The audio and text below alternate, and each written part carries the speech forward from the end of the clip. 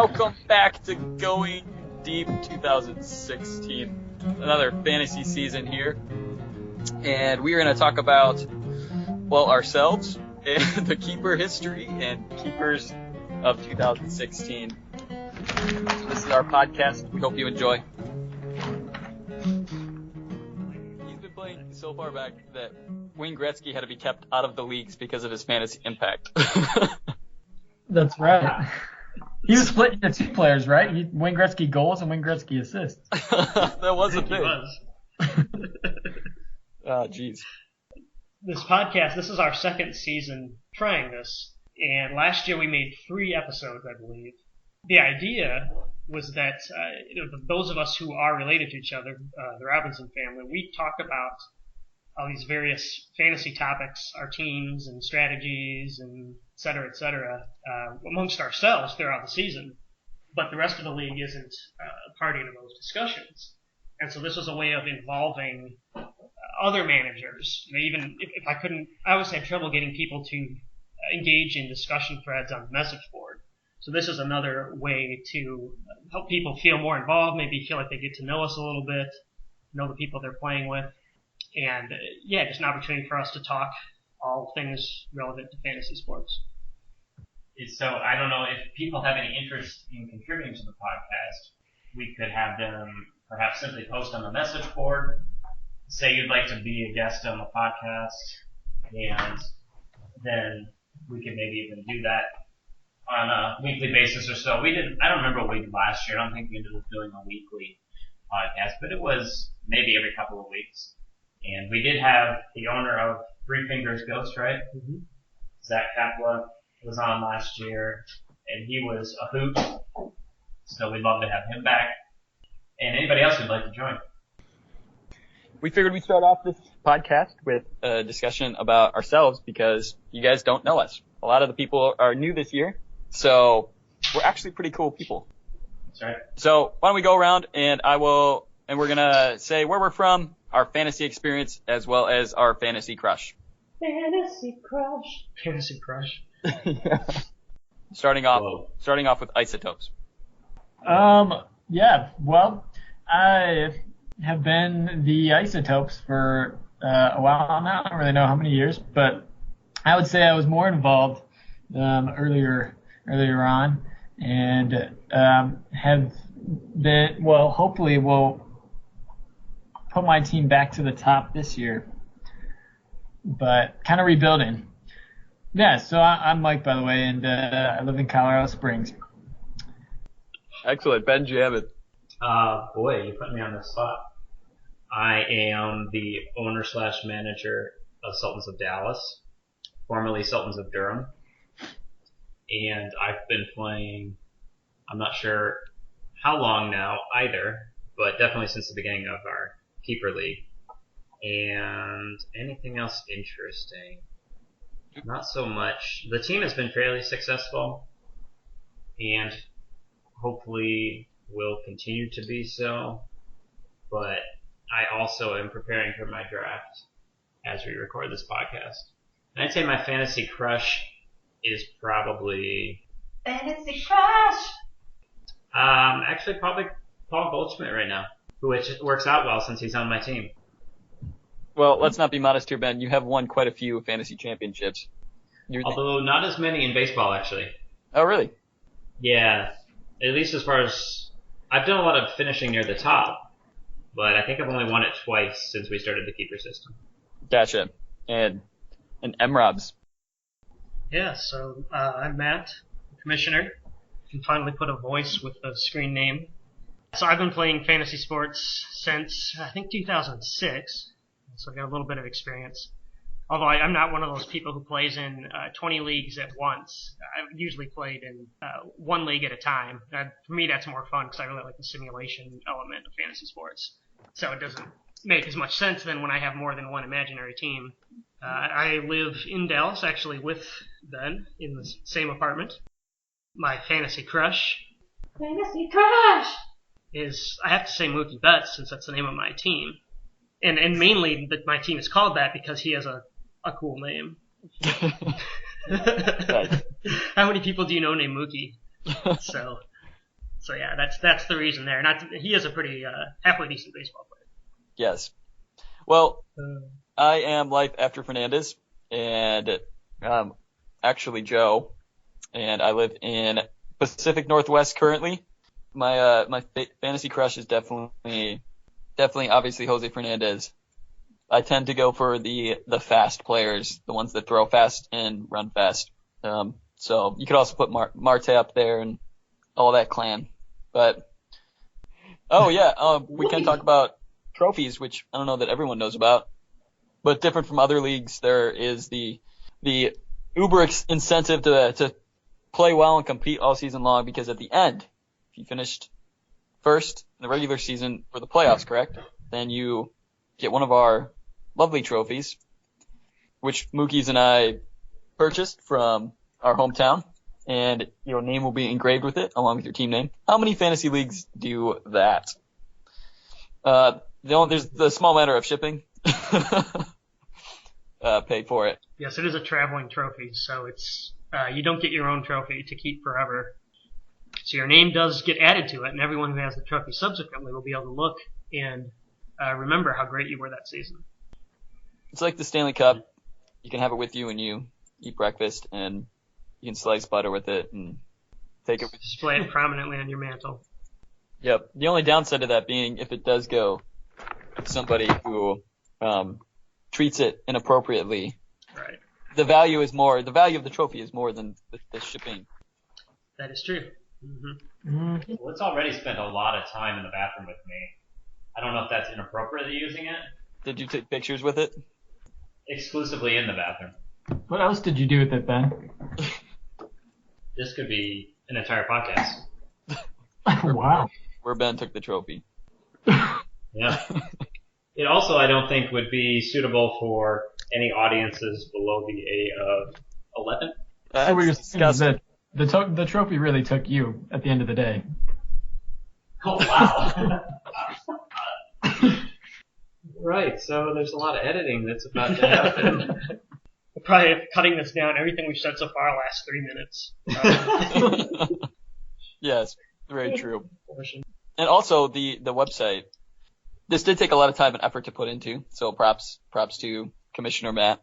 But there was also just to say that there was a lot of effort and time that was put into the thought of how we wanted the league to look to make it our own, hence a league of our own. So one of those things being the keeper format, which we have a pretty extensive rules that I think like some lawyers couldn't write as well. Props for that. What is the keeper history? History of our league goes back many years. I think it was 2007 probably when I started playing fantasy baseball, and we had a league called Web Gems. That lasted for a few seasons, but in the third season we decided to break off and form our own, which is the only time I ever played in two baseball leagues simultaneously. But because we formed our own, that is how the name of our league came to be. And I think back when we used to have to set a password to join the league, it used to be no crying in fantasy. I remember right. Right. Well, anyway, we designed the keeper system back pretty much the way it is now, with those modifications to account for the auction format, and we haven't tweaked it much. So that's something we could talk about in the future, maybe in a future podcast. The basic idea is that you keep a player for up to 3 years at his original draft price. After that, you can extend his contract 1 year at a time if you like, but his price goes up to his market value as determined by the average cost in Yahoo drafts for that player. And then there's also a fee on top of that, so you pay that amount plus 17.5%, which was arrived at by league vote. It's sort of a compromise between a simple keeper system where you just keep a certain number of players and a more complicated dynasty type of league where we don't want people holding on to the same player forever. We want everyone to have a chance to win, and we don't want the same team winning year after year. But at the same time, you still do get to have a player for a few seasons at the price you originally paid, which oftentimes is $5 or less. If you picked him up during the season, that's going to be his keeper price, and if you drafted him at that price as well, which is kind of like an entry-level contract. That's the way I think of it. So all the keeper rules are actually listed on the website, I believe. So that's another way to, figure out how we came to those things. So keepers this year, very, very interesting. Some surprises. New managers, so new choices. What did we notice, guys? Well, the first thing we observed looking at the keepers was that there's going to be a lot of money floating around this year in the auction draft. Only a couple of teams actually went up to their salary cap. Most of us kept less than the cap, and so we have more money than there may have been in previous seasons. Washington McNasty is a ton. Yeah, he kept only, 3 players? Yeah, and that's pretty understandable when you look at the roster of that team. That was the last team chosen. All the new managers got to pick which team they wanted in the order in which they joined. He was the 4th manager to join. It's the only team left. Yeah. And he was willing to take it on, knowing that it was basically starting from scratch. Yep. So he only decided to keep a couple of the players. Otherwise, Yeah, but whatever I budget to spend on Donaldson, he can literally up me by about 30 and still get him.